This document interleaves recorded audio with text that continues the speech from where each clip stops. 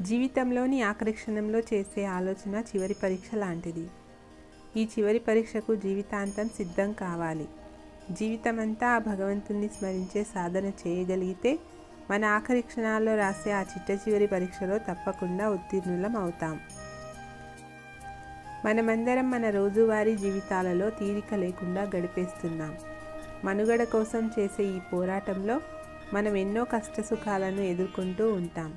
మన రోజువారీ విధులను నిర్వహిస్తూనే భగవంతునికి చేరువయ్యే మార్గాన్ని భగవద్గీత బోధించింది. అదేవిధంగా మనకు ఎన్నో పండుగలు, విశేషమైన ఉత్సవాలు ఉన్నాయి. వాటిని జరపడం ద్వారా భగవన్నామ స్మరణను మరింత ఎక్కువగా చేసుకోవచ్చు.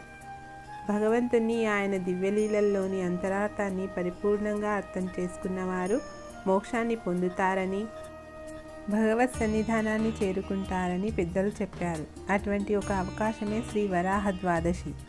ఇది శ్రీ వరాహస్వామిగా మహావిష్ణువు అవతరించిన రోజు.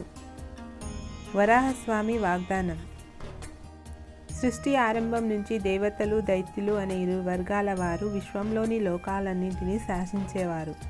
భగవంతుడు ఏర్పరిచిన ఈ సృష్టిలో నిర్దిష్ట నియమానుసారం గ్రహాలన్నీ అంతరిక్షంలో తేలియాడుతూ ఉండేవి. వాటిలో కొన్ని జలాలతో నిండి ఉండగా మిగిలిన సగం అసంఖ్యాకమైన గ్రహాలతో కూడిన లోకాలతో నిండి ఉండేవి. ఈ గ్రహాలు కక్షలో తిరిగే క్రమానికి అసురుడైన హిరణ్యాక్షుడు విఘాతం కలిగించాడు. దీనితో భూలోకం తన భారరహిత స్థితిని కోల్పోయి జలాలలోకి జారిపోయింది. ఆ సమయంలో ఈ జగత్తుకు స్థితికారకుడైన మహావిష్ణువు భీకరమైన సూకర రూపాన్ని ధరించి తన దంతాలతో భూమండలాన్ని జలాల నుంచి పైకి ఎత్తి పట్టాడు. ఆ సందర్భంలో వరాహస్వామిని హిరణ్యాక్షుడు అడ్డగించబోగా స్వామి తన దంతాలతో అతన్ని గుచ్చి సంహరించాడు. భగవంతుని అవతారాలకున్న విశిష్టత ఇదే. అసాధారణమైన పరిస్థితులతోనే ఆయన అవతరిస్తాడు. మనుష్యుడి ఆలోచనలకైనా అందని పరమాత్మకమైన రీతిలో తన లీలలను ప్రదర్శిస్తాడు.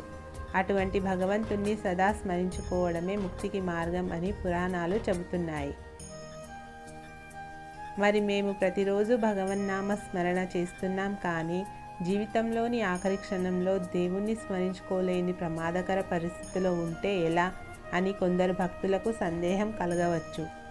ఒకవేళ నా భక్తుడు మరణ సమయంలో దేహానికి కలిగే అవాంతరాల వల్ల నన్ను స్మరించలేకపోతే నేనే నా భక్తుణ్ణి స్మరించి నా దివ్యధామానికి తీసుకువెళ్తాను అని వరాహ పురాణంలో శ్రీ వరాహస్వామి చేసిన వాగ్దానం ఆ సందేహానికి సమాధానం ఇస్తుంది. వరాహ ద్వాదశి రోజున వరాహమూర్తిని స్మరించాలి. హరే కృష్ణ మంత్రాన్ని జపించాలి. అన్నదానం, గోసేవలను నిర్వహించడం వల్ల స్వామి అనుగ్రహం కలుగుతుంది. శాశ్వతమైన ఆనందం కోసం జీవితంలోని చిట్ట చివరి క్షణంలో చేసే భగవన్నామ స్మరణ గురించి శ్రీకృష్ణుడు వివరించాడు. ఏ వ్యక్తి తన చిట్ట చివరి క్షణంలో దేనినైతే తలుస్తాడో దాని ఆధారంగానే ఆ వ్యక్తి తదుపరి జన్మ నిర్ణయం అవుతుంది. దేవతలను తలిస్తే దేవలోకాన్ని చేరుతారు.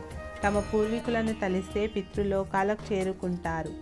శ్రీహరిని లేదా నారాయణుని లేదా శ్రీకృష్ణుని తలుచుకుంటే ఆ దేవాది దేవుడి దివ్యధామాన్ని తప్పకుండా చేరుకుంటారు అని చెప్పాడు. భగవద్ధామం ఒక్కటే శాశ్వతమని, భౌతిక ప్రపంచంలోని మిగిలినవన్నీ తాత్కాలికమేనని భగవద్గీత వివరిస్తుంది. శాశ్వతమైన ఆనందాలన్నీ పొందాలన్నదే అందరి ఆకాంక్ష. అయితే అది భగవద్ధామాన్ని చేరినప్పుడు మాత్రమే నెరవేరుతుంది. జీవితంలోని ఆఖరి క్షణంలో చేసే ఆలోచన చివరి పరీక్ష లాంటిది.